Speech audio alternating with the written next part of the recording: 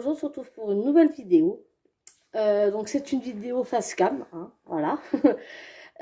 Donc je voulais vous parler du souci de santé qu'a eu Kaline donc fin octobre, début novembre. Souci de santé qui aurait pu très mal finir, puisque comme vous l'aurez vu dans le titre, je vais vous parler de l'arrêt de transit que m'a fait Kaline. Ça a commencé, enfin, le vendredi 27. Non, parce qu'elle a vu le veto le 31. Le lundi 31 octobre. Donc le vendredi, tout allait très très bien. L'après-midi, il faisait hyper bon dehors. Et l'enclos de Kaline était toujours monté. Donc je dis à ma maman, écoute, il fait bon, il n'y a pas de vent, je vais sortir Kaline dans son enclos, qu'elle en profite avant qu'il soit démonté. Donc, je sors d'abord toutes ses affaires, enfin que je mets dans sa maison, râtelier, gamelle d'eau, jouets, enfin son tunnel en osier. Donc je sors tout, j'installe tout, je vais chercher Kaline, je la sors, tout va bien. Il y avait quelques petites feuilles mortes dans son enclos, elle en a mangé une, mais voilà, sans, voilà quoi, enfin, donc ça allait très bien. Le vendredi soir, je lui prépare donc gamelle de légumes et granulés, comme tous les soirs, comme d'habitude. Elle allait très bien, hein. Vous allez voir tout au long de l'histoire, vous allez voir quand même qu'elle allait quand même bien, hein. Donc, bon, elle faisait sa vie, elle jouait, elle buvait, elle mangeait son foin et tout. Donc, le vendredi soir, vers 22h30, je lui donne à manger. Donc, légumes plus granulés. Parce que j'allais me coucher, donc je lui donnais à cette heure-là avant. On a eu une toute nouvelle routine depuis, hein. Je vais vous expliquer après. Donc, elle mange, enfin, tout très bien. Et le samedi matin, avec ma maman, on a été à Auchan. Et en me levant, je ne sais pas pourquoi, mais mon instinct m'a dit, va voir ta louloute. Alors que d'habitude, je vais pas la voir parce qu'elle pionce encore. Elle dort. Elle dort. Ça c'est Kaline. Le matin, je me lève, elle va se lever 2 secondes pour que je lui fasse une papouille, elle va se recoucher, hein. Elle fonctionne comme ça, ma louloute, hein. Je sais pas les vôtres s'ils fonctionnent comme ça, mais la mienne, elle fonctionne comme ça. Donc, je me lève, je vais voir, et qu'est-ce que je trouve dans le bac à litière et le bac de cage? Des crottes molles. Mais molles, elles étaient luisantes encore, hein. Je sais pas quand elles avaient été faites, mais enfin, elles étaient bien luisantes, hein. Bon. On va au champ avec ma maman, et à un moment donné, je me dis, ah mais tiens-la au courant quand même, parce que s'il faut que Kaline aille chez le veto, c'est pas au dernier moment que tu vas lui expliquer, quoi. Donc de là, je lui explique que c'est pas normal que Kaline m'a fait des crottes molles et que c'est pas du tout normal que les crottes normalement chez le lapin sont dures.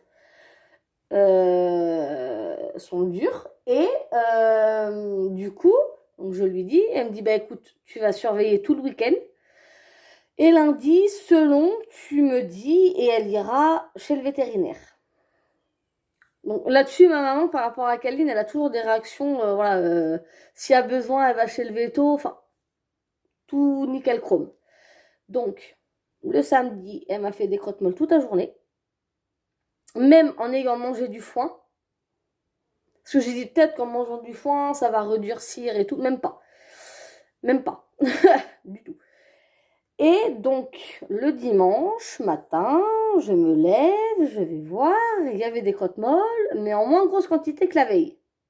Bon, j'ai dit déjà, elle a fait des crottes, mais molles, toujours. Et en moins grosse quantité. Donc de là, donc je me lève, j'arrive dans le salon, ma maman est à l'ordinateur, elle me fait comment va notre petite Kaline ce matin? Ben, je lui dis écoute, elle va bien. Je lui dis par contre, les crottes, elle m'en a fait des molles et en moins grosse quantité que la veille. Ah, qu'elle me dit. Je fais oui. Ah, j'étais pas très contente du coup. Et donc la journée passe pareil, elle faisait des crottes molles, mais en moins grosse quantité que le samedi. Donc le dimanche 30.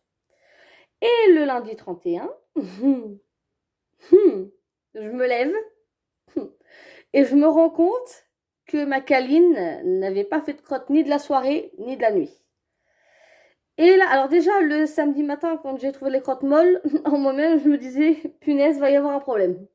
Elle va me faire un truc, là, à mon avis, je le sens bien carabiné. Et donc, du coup, le lundi, donc, je me lève, tout ça, je vois qu'elle n'a pas fait de crotte du tout, ni du soir, ni de la nuit.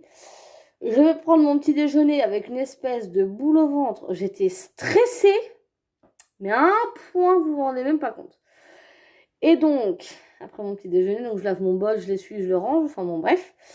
Et je vais chercher Kaline, tout en douceur, parce que je ne savais pas si elle avait mal ou pas, tout en douceur. Et je vais au salon et je dis à ma maman, là, il faut qu'elle voie un veto. Et elle me dit, qu'est-ce qui se passe? Et ben, j'ai dit, elle m'a pas fait de crotte. Et elle me dit, ça peut engendrer quoi? Ben, j'ai dit, ça peut la tuer. Donc de là, il était un peu plus de 9h, il était 9h05. Elle dit, ben écoute, j'appelle le veto, nos vétos habituels, hein, bien sûr. Elle appelle, elle commence à expliquer elle explique le souci. Et donc la personne lui redemande le nom pour avoir accès au dossier. Et après elle dit, ah oui, non, non, mais le docteur, je ne dirai pas le nom du vétérinaire, n'est pas là aujourd'hui, mais vous pouvez appeler la clinique vétérinaire de ma campagne. Donc il y a 15 minutes de la maison. Donc, on appelle la clinique vétérinaire de ma campagne, la clinique Veto 16. Avant, on a galéré avant de trouver le numéro. Voilà. On a galéré pour trouver le numéro. Une fois le numéro trouvé, ma maman appelle. Elle tombe sur une assistante vétérinaire gentille, très gentille. Elle lui explique la situation, que le transit de notre petite lapine était stoppé, qu'il fallait qu'elle voie effectivement un vétérinaire d'urgence. Et la dame, l'assistante vétérinaire, lui demande son nom. Donc elle lui dit, ah oui, non, non, mais je vous trouve pas. Et donc on lui dit, c'est normal, nos animaux sont suivis à la clinique vétérinaire qui est à 5 minutes de chez nous, mais le vétérinaire qui suit notre petite lapine n'est pas là aujourd'hui. Donc elle dit, bon d'accord, elle dit, je vous mets un rendez-vous à 11h. Avec donc le docteur, je dirais pas le nom non plus, donc avec le vétérinaire, et du coup voilà. Donc arrive 11h, enfin même pas, enfin ils partent, ils sont partis à quelle heure, je sais plus. Honnêtement, je sais plus, j'étais tellement stressée pour ma louloute que je me rappelle même plus à quelle heure ils sont partis, j'ai même pas voulu y aller. Ma maman m'a dit, tu voudrais venir accoucher? Non, j'ai dit, je suis dans un tel état de stress que c'est même pas la peine. Et donc c'est mon papa qui a été avec ma maman, donc ils partent. Ma maman m'envoie un texto pour me prévenir que du coup, Kaline était enregistrée, donc du coup elle a un dossier à la clinique vétérinaire à 5 minutes de chez nous et un dossier à ma campagne. Mais comme ça, on sait que si jamais elle a un problème, un autre problème et que notre veto n'est pas là, on a une autre clinique vétérinaire qui a son dossier, quoi. Donc voilà. Donc elle m'envoie un message donc, pour me dire que Kaline est enregistrée, qu'ils attendent le vétérinaire. Et donc elle m'a expliqué après que même pas 2 secondes après qu'elle m'a envoyé le texto, le vétérinaire venait les chercher. Donc il apaise c'était une table d'auscultation qui pesait automatiquement les animaux. Elle était à 1,4 kg. Donc quand même un poids relativement raisonnable pour une lapine de son âge et de sa race, parce que c'est une tête de lion, elle était encore, elle n'avait pas trop perdu de poids. Bon, il a dit niveau poids c'est bon. Il a demandé par rapport à son œil, normal. Et donc, il a demandé si elle était stérilisée et depuis quand. Donc ça a fait 1 an le 28 septembre là qu'elle a été stérilisée. Et donc, il commence à la palper. Ouais. Il la palpe au niveau du ventre. Il dit, oula, son estomac. Comment dire que là, ma maman, elle m'a dit, dans ces cas-là, j'ai eu très peur. J'ai dit, je me doute bien. Et Kaline les a quand même fait rigoler parce qu'à un moment, le vétérinaire s'est reculé, je ne sais plus pour faire quoi. Et Kaline a sauté dans un élan de folie, a sauté dans les bras de ma maman. Et après, des bras de ma maman, elle a sauté dans les bras de mon papa. Donc du coup, mon papa, il a redonné Kaline à ma maman qui a reposé Kaline sur la table d'auscultation. Et donc le vétérinaire a dit est-ce que vous m'autorisez à faire une radio sur votre lapine, etc. Donc ma maman dit oui, oui, oui, allez-y, faites. Mais il a dit par contre, vous venez pas avec moi. Parce que les propriétaires sont pas autorisés, je crois, à rentrer dans les salles comme ça où ils font les radios. C'est l'assistante qui y a été. Et l'assistante vétérinaire revient avec Kaline dans les bras. Elle dit ouh là là là là là là, elle est très très très très stressée. Comme je dis à ma maman quand elle m'a expliqué ça, j'ai dit tu m'étonnes. Elle était dans un lieu qu'elle ne connaissait pas, avec deux personnes qu'elle connaissait pas, dans une position inconfortable pour elle. Je dis là, il n'y a rien d'étonnant. Parce qu'elle devait être, à mon avis, sur le dos et sur le côté, parce qu'il fallait une radio de face et une de profil, comme m'a dit ma maman. Et donc, le vétérinaire est revenu avec les radios qu'il a montrées à mes parents. Et il a dit, regardez son estomac. Donc, comme elle a dit, ma maman, elle dit, on n'y comprend rien, nous, en radio. Mais il leur a montré avec le doigt, en fait, son estomac était bouché et il avait doublé de volume. Il faisait le double de la taille normale. Donc, comment dire que, comme j'ai dit à mes parents, quand ils m'ont expliqué ça, j'ai dit, ben, heureusement que je suis inquiétée quand même, hein. Et mon papa fait, heureusement que tu fais attention à tout quand même, hein. Ben oui. Et elle avait quelques petits gaz dans les intestins. Mais c'était pas ça le plus grave, c'était que l'estomac était bouché et qu'il avait gonflé, quoi.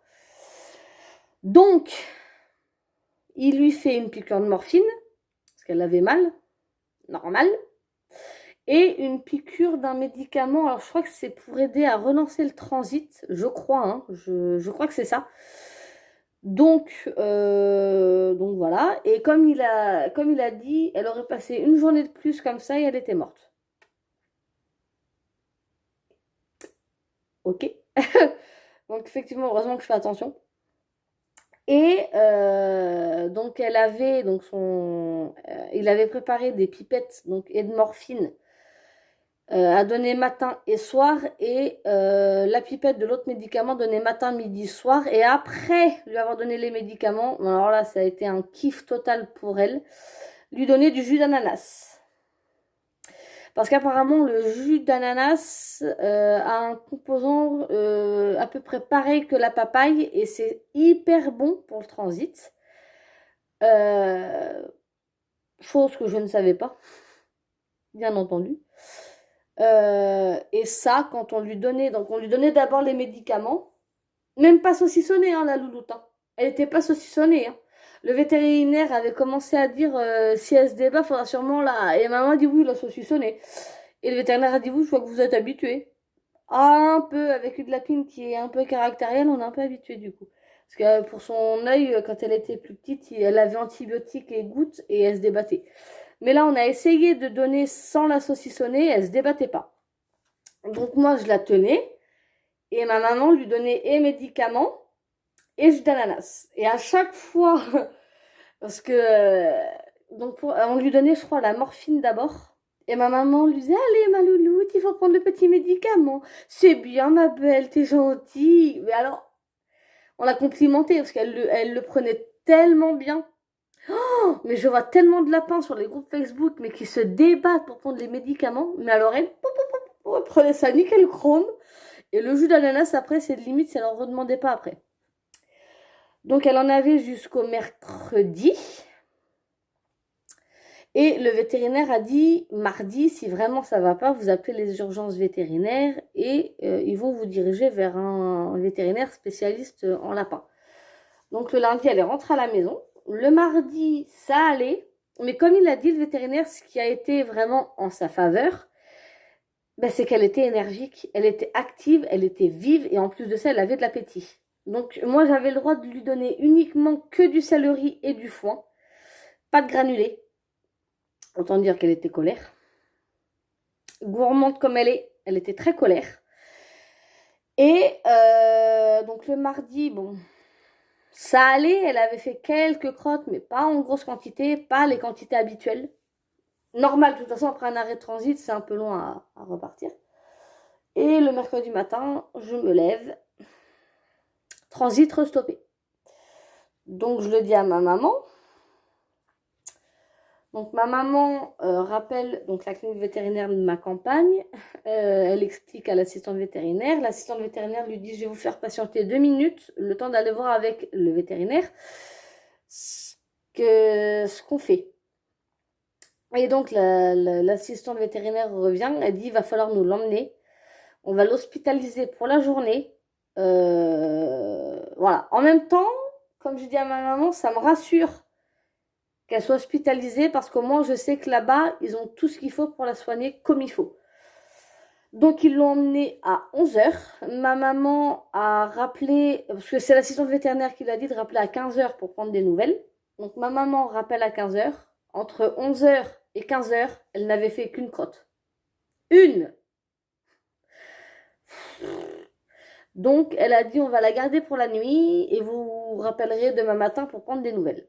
Donc le lendemain matin, normalement ça ouvre à 8h30, 8h, 8h30. Mais ma maman a appelé à 9h. Pardon. Elle a appelé à 9h pour prendre des nouvelles. Et l'assistante vétérinaire lui a dit, bah écoutez, vous allez pouvoir venir la chercher à 16h. Parce que le matin, il ne pouvait pas. Et l'après-midi, je crois qu'il y avait d'autres trucs. Enfin, c'était plein aussi. Vous allez pouvoir venir la chercher à 16h. Elle nous a fait plein de crottes. Bon, en même temps, quand ma maman m'a dit ça, je fais bon. Je dis super. La bonne nouvelle de la matinée, c'est bien ma Caline, t'as carburé. J'étais tellement soulagée. Et c'est le jeudi matin, du coup, voilà, qu'elle a rappelé. Et donc, ils vont la chercher à 16h. L'assistante vétérinaire va la chercher. Et elle lui dit, écoutez, elle dit ce matin, quand vous m'avez appelé, elle dit, quand on est arrivé, il y avait plein de crottes. Elle dit, j'en ai enlevé. Elle dit, je suis retournée même pas 2 minutes après. Il y en avait encore plus, enfin, il y en avait autant, voire plus. Donc, elle dit, j'ai renlevé. Le transit était très bien reparti. Alors, très, très bien. Et elle a dit, par contre, qu'est-ce qu'elle est mignonne. Elle est adorable. Elle se laisse manipuler. Elle est adorable. Quand ma maman m'a dit ça, j'ai dit oui, c'est normal, c'est Caline. J'ai dit c'est Caline, c'est normal, ça m'étonne pas. Comme j'ai dit, depuis qu'elle est stérilisée, elle est adorable. J'ai dit ça aurait été avant qu'elle soit stérilisée, elle aurait peut-être pas dit la même chose. Hein.